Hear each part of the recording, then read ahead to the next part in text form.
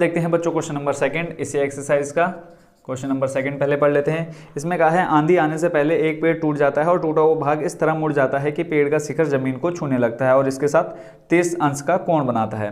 पेड़ के पास बिंदु की दूरी जहाँ पेड़ का शिखर जमीन को छूता है 8 मीटर है। पेड़ की ऊंचाई ज्ञात कीजिए। अब मान लिया हमने क्या ए और बी एक पेड़ है।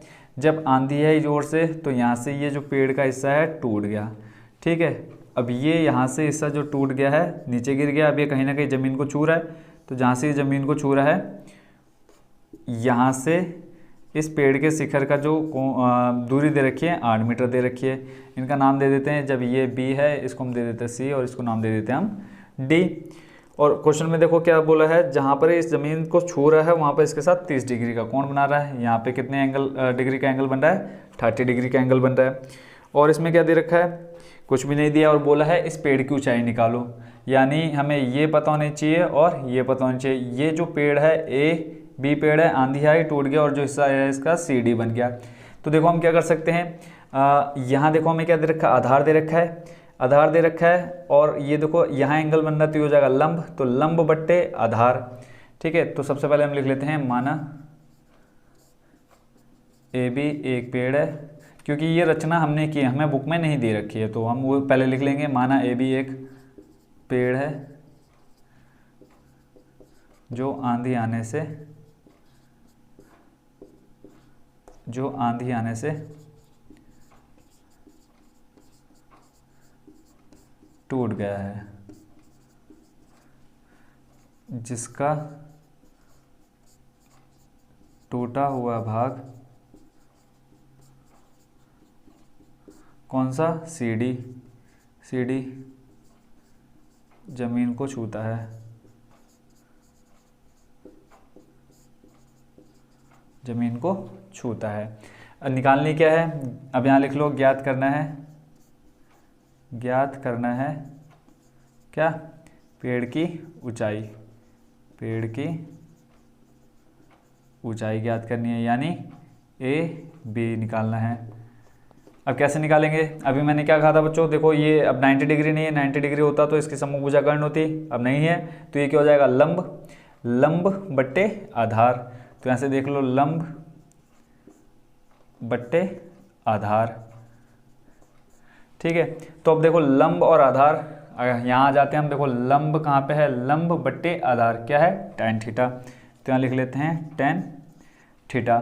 ठीक है, अब यहाँ देखो थीटा का मान कितना दे रखा है 30, तो यहाँ लिख लेते हैं tan 30 बराबर लंब कितना दे रखा है, निकालना है। देखो BC लिख लिया और आधार दे रखा है 8। tan 30 का मान बच्चों कितना होता है, 1/√3 याद कर लिया होगा आपने अभी तक। और यहाँ से आ जाएगा BC/8, क्रॉस मल्टीप्लाई कराएंगे तो यहाँ से आ जाएगा कितना 8 बराबर में आ जाएगा BC और रूट में 3। इस √3 को ले आते हैं यहाँ बट्टे में, तो आ जाएगा 8/√3 BC। अब ये जो BC निकल के आया, क्या निकल के आया बच्चों बताओ, ये जो BC निकल के आया हमारा आधा हिस्सा निकल गया, किसका, पेड़ का।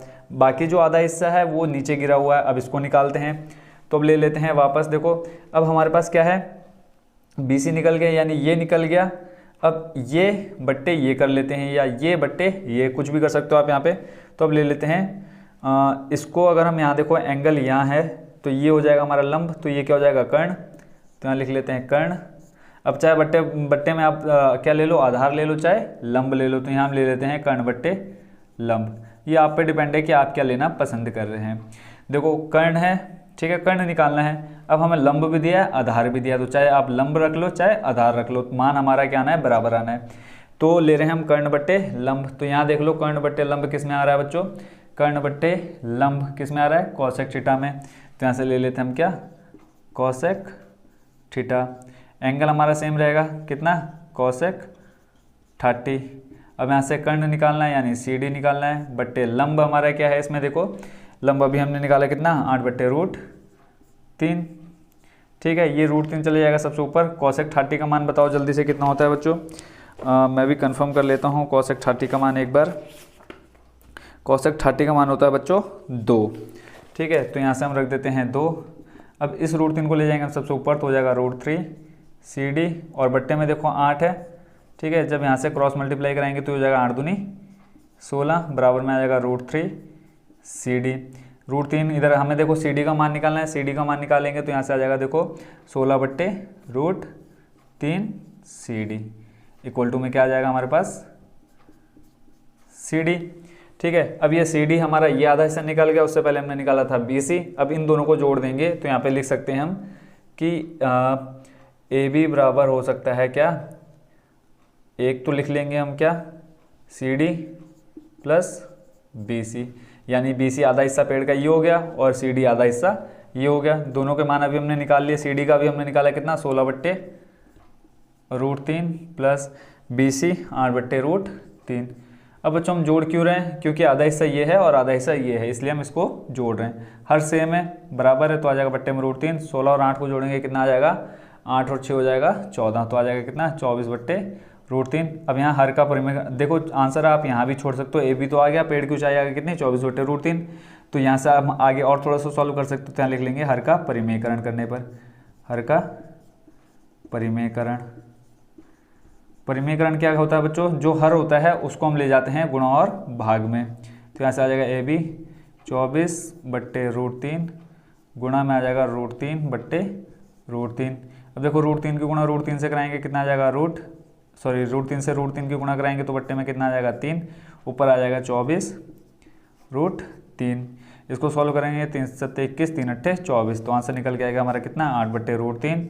और ये क्या हो जाएगा AB हमने किसको माना था, AB माना था हमने पेड़ की ऊंचाई। तो लास्ट में आप एक लाइन लिख देना कि पेड़ की ऊंचाई बराबर कितनी आ गई 8√3। तो ये होगा बच्चों हमारा क्वेश्चन नंबर 2 भी।